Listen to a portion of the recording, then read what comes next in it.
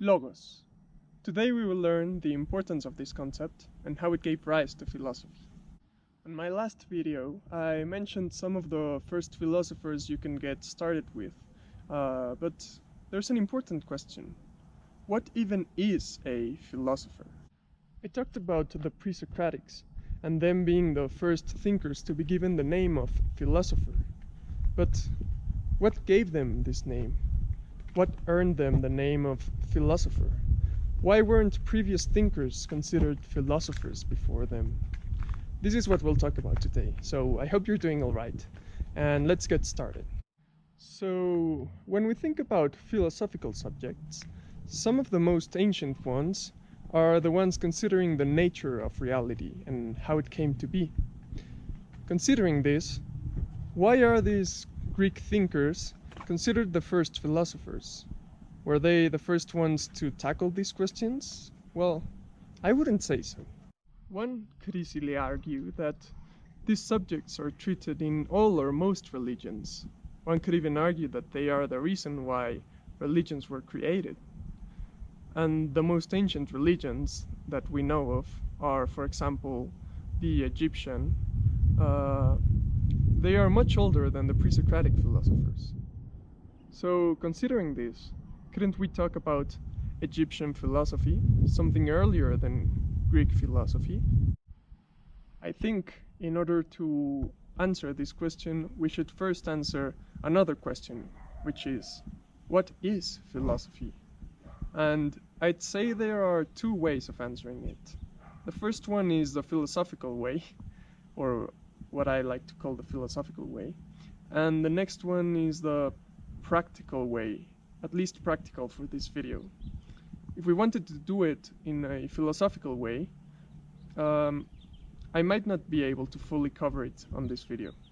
But if you want a short answer, then yes, I do consider that philosophy, or what I mean by philosophy, is perhaps earlier than the pre-Socratic philosophers. But I might talk about this later. Now, in a practical way, for this video, this is what people usually mean by philosophy, in an academic or educational way. And this is not earlier than the pre-Socratics. This was created by the Greeks.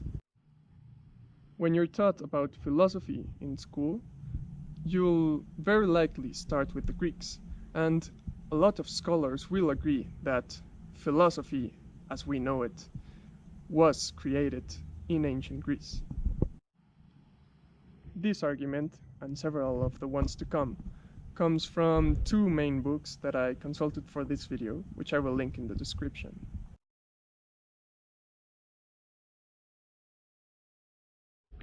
So, even the ancient Greeks already had a religion before they had their first philosophers. Their religion was largely based on the work of poets, which, through their work, gave an account of how the world came to be and explained the order of this world. These were mythical accounts, meaning that their religion was based on myths, transmitted through poems. You might even have heard of some of these poems. The Iliad and the Odyssey are the works of one of the most important poets that we know of, Homer. And no, not that Homer. Him, together with Hesiod, gave the most detailed account that we know of the Greek gods and their relationships and how this world came to be.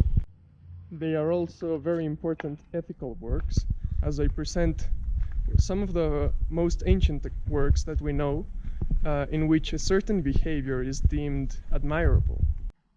So, if philosophers talk about pretty much the same topics as the poems, then what was their innovation? Logos.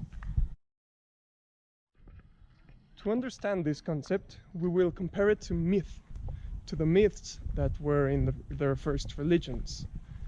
The difference between logos and the myths was pretty much the difference between the first philosophers and the earlier thinkers.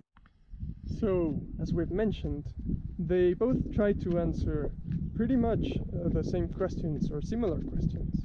trying to explain the nature of reality. They are our attempts as intelligent beings to make sense out of the apparently chaotic nature that we live in.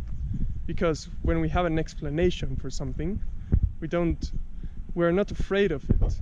And they also both try to create an explanation that goes beyond individual experience, a kind of universal form of understanding reality. Now, the myth is mostly a justification of why reality is the way it is. So the established order is not questioned, it's only explained through a myth. Logos tries to establish a rational and logical explanation. Logos means word or argument. Used in this context, it can mean an argumentative explanation of reality, a way in which one can find the most reasonable explanation through an argumentation, and trying to explain the causes of things and not just giving accounts that justify their existence. This is the new path that was proposed by this new generation of thinkers. This is what earned them their name of philosophers. This way of thinking had enormous influence on Western society, and one can still see its influence today. So, the main difference between philosophers and other thinkers was not so much the kind of questions that they wanted to answer, but the kind of answers that they sought.